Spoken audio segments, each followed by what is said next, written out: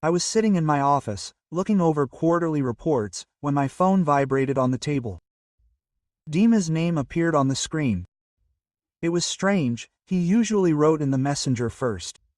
I answered, and from the first words I realized something was wrong. My friend's voice was shaking, as if he didn't know how to start. "Leoka, listen, wherever you are now, you better sit down." I leaned back in my chair, frowning. "What happened?" Dima exhaled loudly into the receiver. "In short, you're Marina, she's in the metropole, and you definitely won't like it." Everything inside me was cringing. The metropole is the trendiest nightclub in the center. And what is she doing there? I asked, squeezing the phone until my knuckles turned white. "Dancing." I almost chuckled. "Dancing, big deal," but Dima continued, lowering his voice. "If you can call it dancing. She's there with some guy, practically doing it with him on the dance floor. His hands are everywhere, and she, in general, is quite a sight. And you know what? Your Seryoga, that same supposed friend of yours, is standing next to them and encouraging them, like a stripper at a corporate party." For a second, the world around him froze. "Seryoga, my business partner, our daughter's godfather." "Seryoga is there?" I asked again, trying to comprehend what I heard. "Yeah, and his Oksana too. Half of your crowd is having fun there, watching this show like it's the norm." I didn't want to call, but I thought, you should know. I stared blankly at the stack of documents. My pulse was pounding in my temples. This is some kind of mistake. Marina wouldn't do that. "I'm sending you the address. Metropole on Tverskaya," Dima added. The notification came instantly. I was already putting on my jacket, not even realizing my actions. "I'm driving." The road to the club passed as if in a fog. I don't remember how I passed the intersections, how I parked. Only one name was spinning in my head, Seryoga. We built the business together, we went through the 90s together. And just like that, the neon lights of the metropole resonated in my eyes. The bass was pounding from the entrance, the vibration was reverberating in my chest. Dima was waiting at the bar, his face gloomy as a cloud, silently nodded towards the dance floor. And I saw her. Marina was standing with her back to her, to some dude, pressing his whole body against hers. His hands slid down her hips, going lower and lower.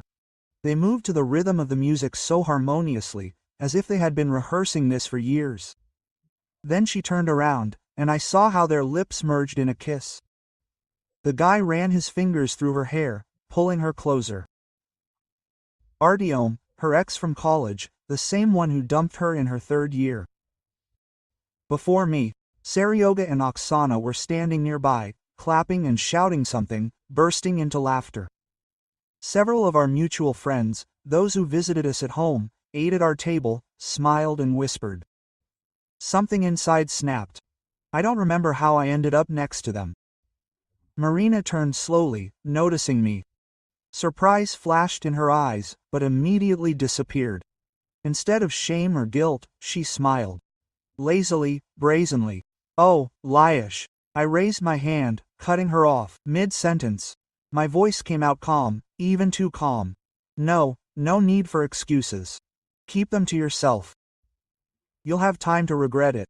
A smile trembled on her lips, but I had already turned to Seryoga and Oksana. A minute ago they were laughing like they were at a comedy show. Now their faces had lengthened. "I saw you applauding." My voice was as smooth as a blade while that jerk was groping my wife. "From now on, you're nothing to me, so watch yourselves. Both of you." Seryoga's grin faded. Oksana looked away, clutching his hand. I turned back to Marina. "This has been going on for a long time." She lowered her head, fiddling with the strap of her purse. For a second it seemed as if she was ashamed, but then she quietly answered. 3 months. Since he returned from St. Petersburg, I slowly exhaled, clenching my jaws. For 3 months she came home, lay down next to us in our bed, kissed my daughter goodnight. Lied to my face for 3 months. Marina lifted her chin, looking me in the eyes. I wanted to talk. "Say what?" "That I want a divorce." I grinned. "Don't worry. You'll get everything you deserve. I promise. Her lips parted, but I continued, taking a step closer and lowering my voice. But remember, don't set foot in my apartment, not for things, not to talk, not for anything. If you show up, you'll have only yourself to blame. Artyom jerked next to me, straightening his shoulders. His attempt to act tough turned out pathetic. I saw the uncertainty in his pose. Quote, "Are you threatening her?" he asked, trying to make his voice firm. I stepped closer to him, looking him in the eyes. "Yes, I'm telling you not to poke your nose into my apartment, because if you do, I have the right to protect my property by any means necessary." Understanding flashed across Artyom's face. He was not an idiot and understood that I was not joking. The music of the club faded into the background. Silence hung between us. I let the words settle, then turned around and left. Without looking back. The cold Moscow air burned my lungs. Rage was boiling inside, but my head remained clear. I took out my phone and dialed the number I knew by heart. Quote, "Listen," a velvety baritone sounded. "Boris Arkadyevich, this is Alexei Gromov. I need your help. My wife wants a divorce, and I want her to get exactly what she is entitled to by law. Not a penny more." A quiet voice sounded in the receiver. Chuckle. "Got it. Come tomorrow at 10 o'clock, we'll discuss everything. And Alexei, don't do anything stupid today." "Don't worry.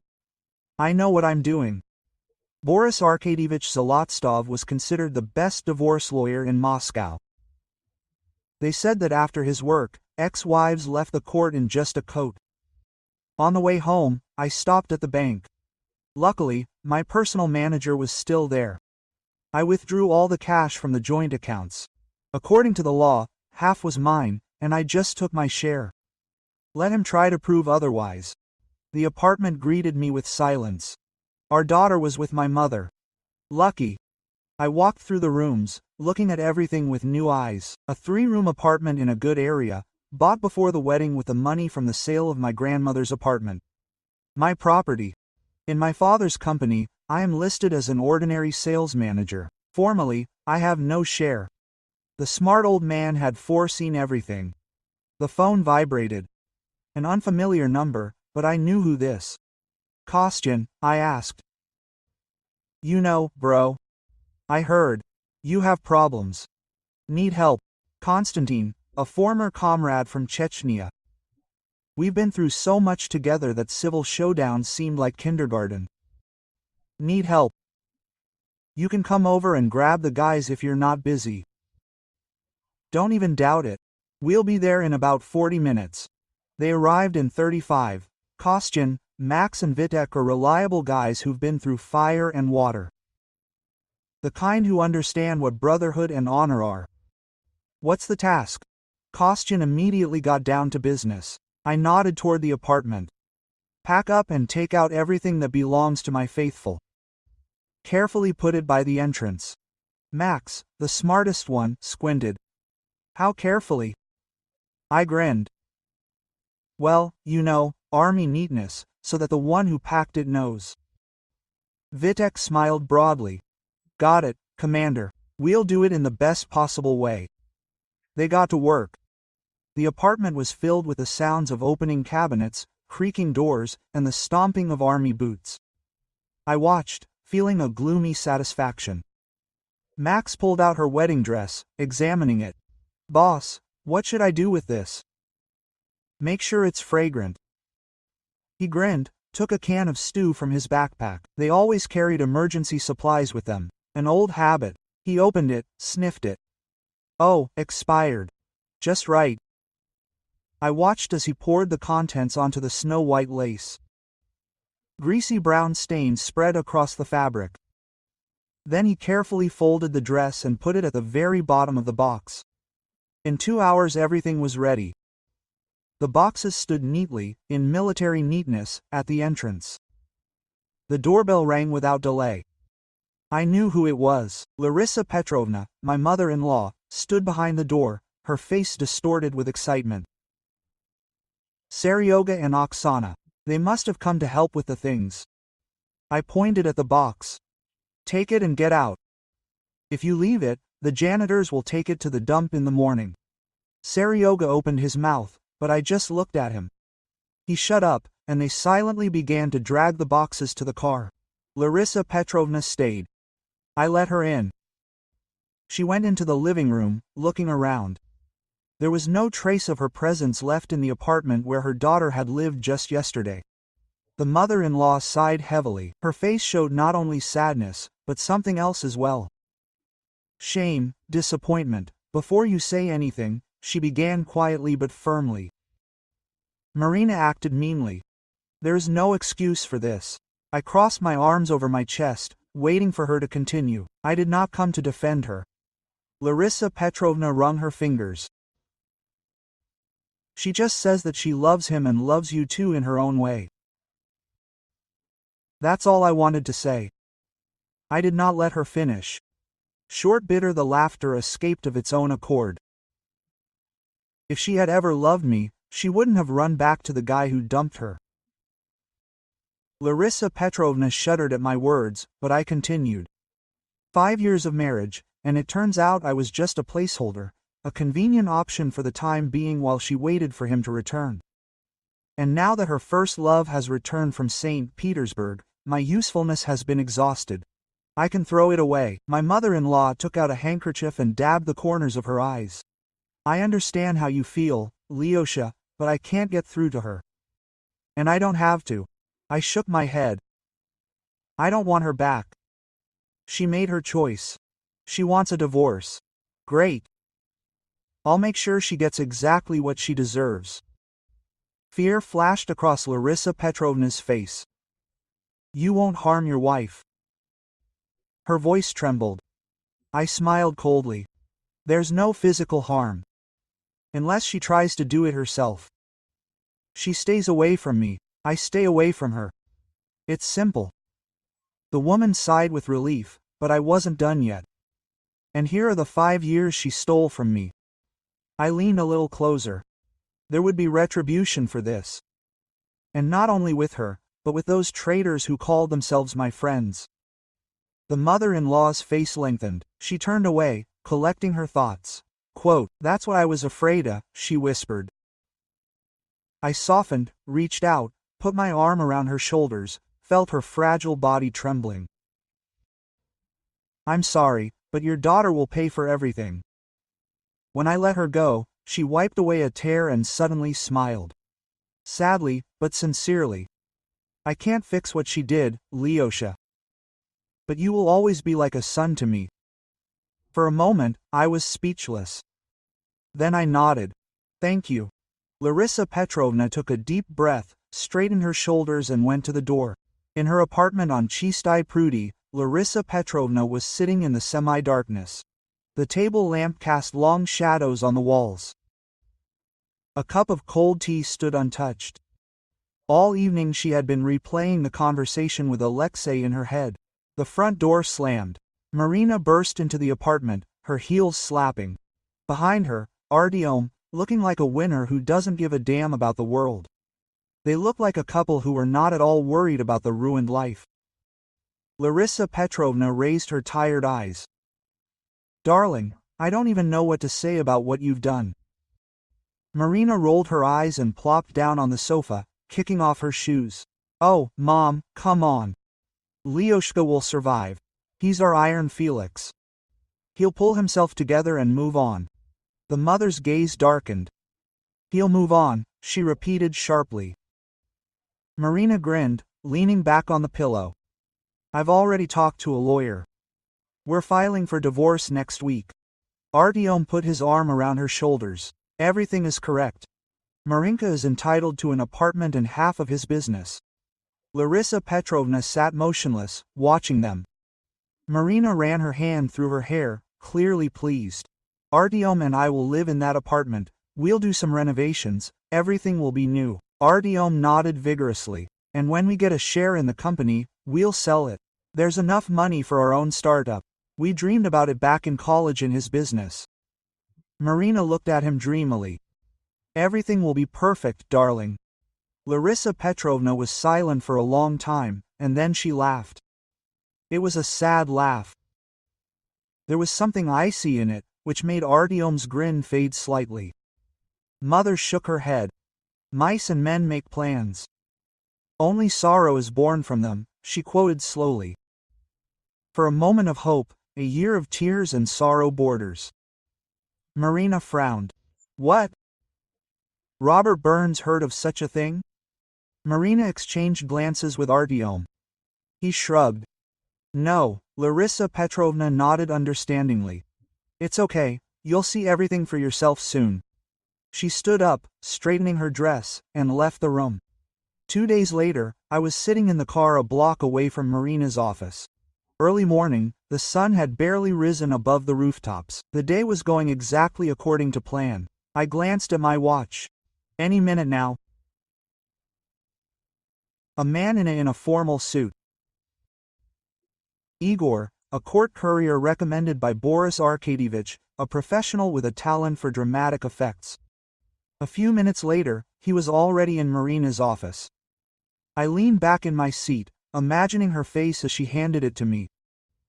First bewilderment, then understanding, then panic. Divorce papers. Reason: adultery. Igor would have smiled politely. You, Marina Alexievna Gromova?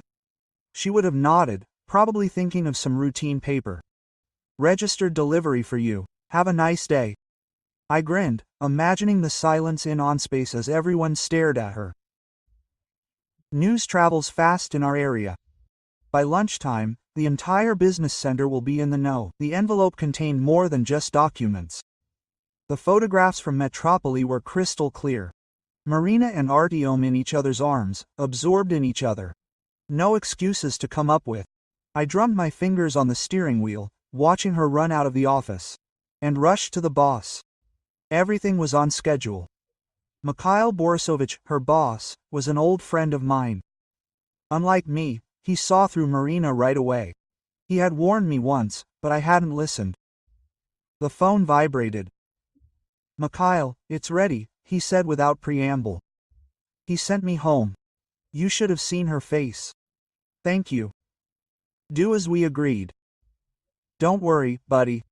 Everything will be fine. I stopped at a small coffee shop on Pokrovka, one of those cozy places with wooden furniture and the smell of freshly baked goods. I ordered an eclair and an Americana to celebrate a small victory.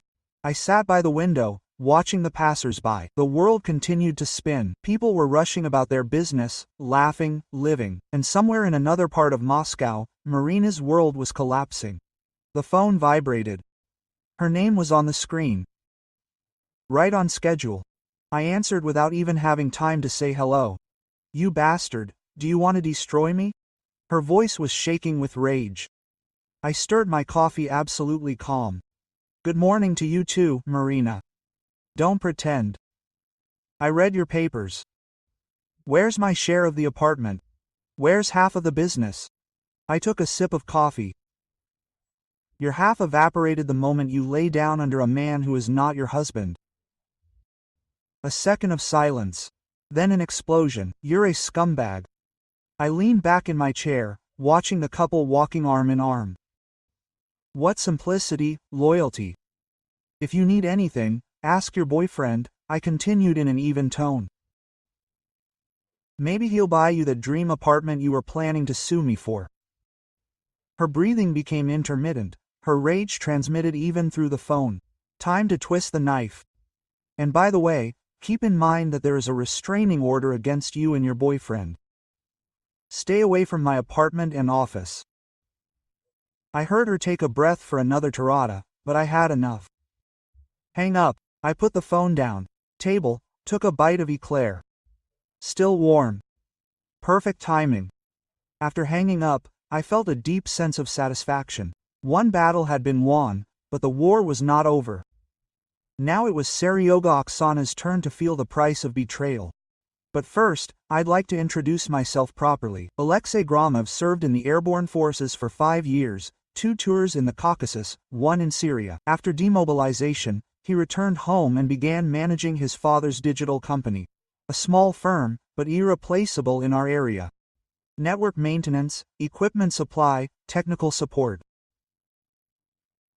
If a company has computers, they need us, which means everyone, including Seryoga with his production and Oksana with her accounting office. They decided to support Marina and her boyfriend. Well, let's see how it goes for them. They laughed and drank in that club, as if it were my marriage. This is a joke from a crooked mirror. That night, they chose a side. Now it's time to pay the bills. Ironically, their contracts for this service expired 2 weeks ago. I knew about it and deliberately did not renew them. I allowed them to think that everything was the same as before. Let them use our cloud services, rented equipment, technical support, without even suspecting that their entire digital infrastructure was hanging on their word of honor. And I was ready to take that word back. Returning to the office, I opened my laptop, leaned back in my chair, clasped my fingers together and stared at the client control panel. Sergei Vorontsov, the contract has expired. Oksana Belova, the contract has expired.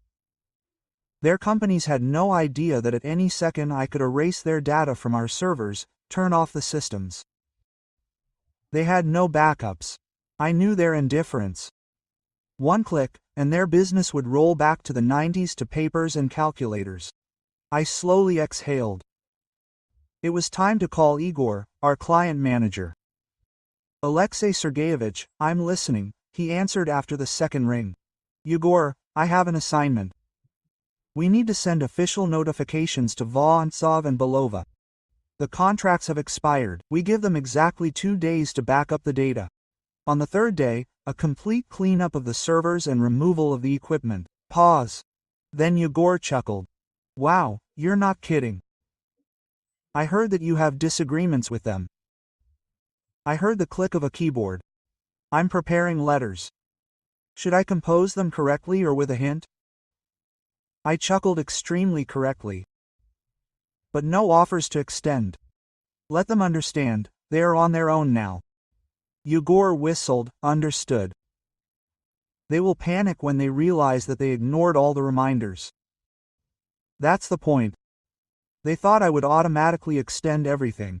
Out of friendship, so to speak. But the friendship ended at the moment when they applauded my wife while she was making out with her lover. Igor chuckled. By the way, it's funny. We told them in the last few months, we've sent about 5 reminders. They haven't even opened them. Of course, they decided that Lyosha, my friend, would sort everything out. What surprise awaits them? Include a list of ignored notifications in the letter. It's imperative that it be clear. This wasn't a spontaneous decision. They had every chance. Do you think they'll come running to beg? I smiled grimly. Oh, they'll definitely come running. And then I'll remind them why. The morning of the third day began predictably. The phone vibrated non-stop. Seryoga was on the screen. I waited for a few beeps before answering. Lyosha, what the hell? He yelled into the phone. Your people took all the computers. Where are the servers? How the hell am I supposed to connect to the database? You have no right. We have an agreement. I moved the phone away from my ear, letting it let off steam. I imagined him rushing around the office, red with anger, his shirt wet. When the stream of curses didn't and I said calmly, what agreement, Seryoza? Don't remember any current agreements between us. Quote, what are you talking about? He howled. The agreement expired 3 weeks ago. There was no extension. I let the words hang in the air. Besides, my employees sent you reminders, which you happily ignored. So now it's only fair that I ignore you. Hang up. Less than 5 minutes passed. A call. Oksana sighed and replied, Lyosha, are you really doing this? There was panic in her voice. I didn't answer right away. I looked at the monitor, where all of her company's data was neatly lined up. Waiting for one command. I ran my finger across the touchpad. Click. I watched as the files began to disappear. Oksana, just a second, I said casually. I waited for the process to complete. Well, that's it, I just did it. The scream in the receiver almost deafened me. What have you done? All of the data. My clients. The tax office will eat me up. I smiled. Explained to them that the renewal of the contract with the IT contractor was ignored, and it was completely legal for him to delete the data after the storage period expired. Have a nice day, Oksana. Hang up. I've dealt with the traitors. There were Marina and her Artyom left, but patience was needed here. First, to see the divorce through to the end. Marina tried to challenge the terms in court. Her lawyer went out of his way, portraying her as a victim. They demanded an apartment, a share in my business, everything she has a right to. They tried in vain. Boris Arkadyevich turned out to be a master of his craft. Your Honor, he began in the courtroom. I would like to establish that the apartment is not jointly acquired property. My client acquired it before the marriage, which is confirmed by documents. Marina's lawyer became nervous. She herself clenched her jaw. The judge nodded. Does this have evidence to the contrary? Her lawyer sighed. No, Your Honor. The first round is ours. Then they tried to latch on to a thriving IT business. Then the most interesting part began. Boris Arkadyevich stood up and straightened his tie. Your Honor, my client does not own any business. He is an ordinary manager in his father's company. The judge looked at me. Citizen Gromov, confirm your income. Yes, Your Honor. My salary is 65,000 rubles per month. Marina turned her head sharply. Her jaw dropped in amazement. I remained unperturbed. I present 2 NDFL certificates for the last year. Boris Arkadyevich handed over the documents. As you can see, my client's income is significantly lower than Iz's. In fact, she earns more. The judge examined the papers. In that case, Citizen Gromova, I see no grounds for satisfying your demands for the division of property or the defendant's income. The second round is ours. And then Boris Arkadyevich dealt the decisive blow. In addition, given that my client earns significantly less than the plaintiff and taking into account that it was the plaintiff who violated marital fidelity, we ask that alimony be assigned in favor of my client. Marina jumped up from her seat. What? The judge banged her gavel. Please maintain order. Marina's lawyer began to dart about. Your Honor, this is an unusual practice. The judge interrupted. Citizen Gromova, given that your spouse has a lower income, and the divorce was initiated due to your infidelity, the court assigns alimony in the amount of 30,000 rubles per month for a period of 2 years or until Citizen Gromov remarries. Marina turned devout, clenched her fists.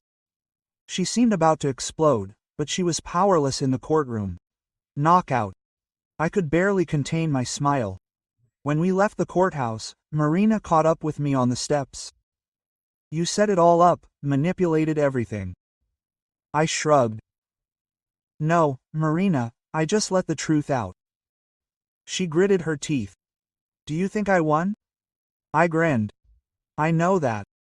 I turned around and left, already planning my next steps. One thing was clear. I will use these 2 years wisely. 3 months later, the court decision arrived. The divorce was finalized. I am legally free. Time for the final chord. Leaving the courthouse, I dialed Mikhail Borisovich. I think it's time, he said instead of greeting. Yes, I finally untied my hands. So, today we're drinking at your expense. I smiled. No, today I'm having dinner with Uncle Valera. Mikhail laughed. And with Judge Petrov? Damn, so you knew from the very beginning that Marinka was in trouble. Never give your enemy a fighting chance. Do you know who her lawyer was?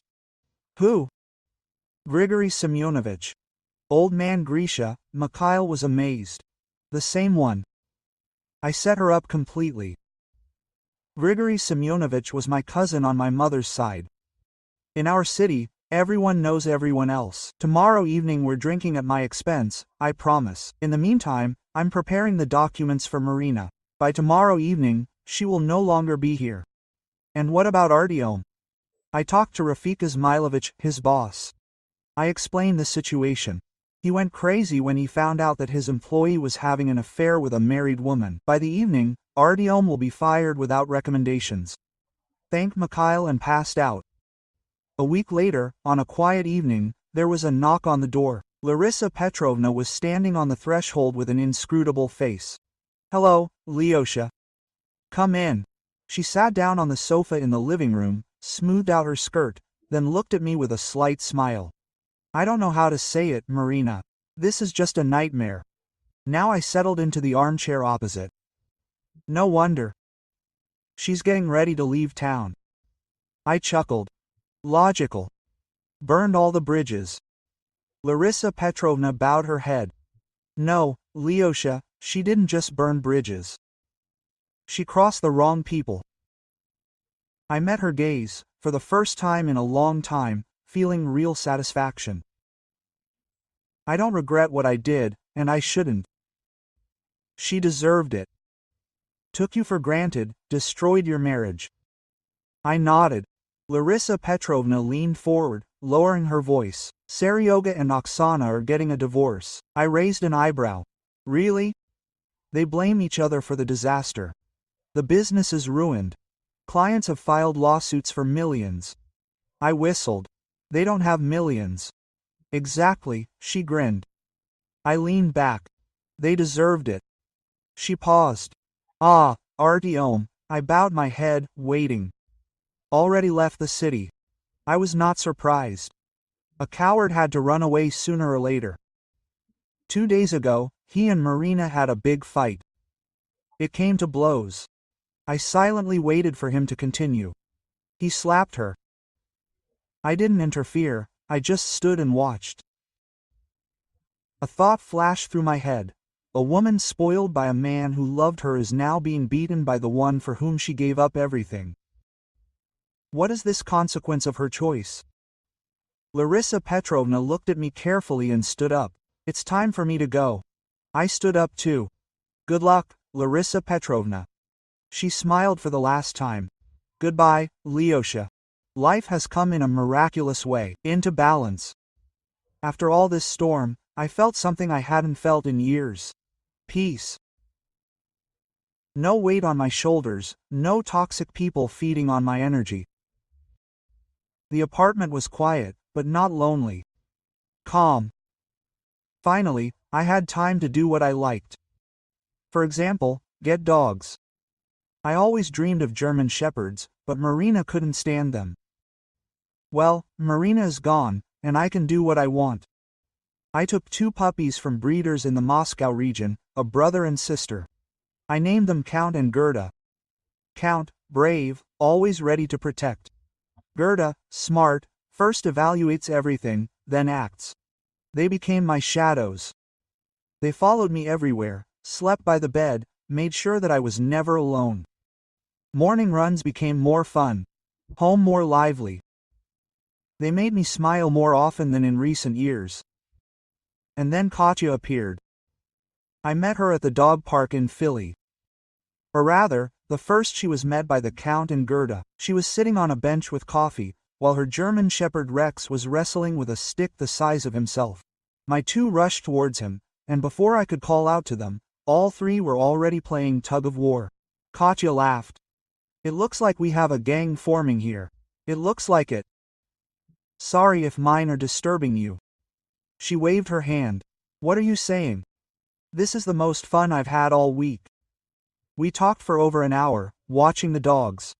She had an easygoing nature. Smart, cheerful, confident. No games, no manipulation, just pleasant conversation and sincere smiles. Meeting her was not a lightning strike. Everything is simpler, as if I found a missing detail that I didn't even suspect. One conversation flowed into correspondence, then a meeting for coffee. Before I could look back, Katya and Rex had become a part of my life. Hikes with dogs, lazy Sundays watching TV series, dinners together, while 3 shepherds scurried around underfoot, hoping for a bite. No rush, no tension. All natural. One evening we were sitting on the balcony. The sunset was painting the sky in warm tones. Katya snuggled up to me, sipping wine. The Count, Gerda, and Rex were dozing at our feet. She looked at me. "You look happy." I thought about it, and for the first time in a long time I realized that I was. Yes, I am happy.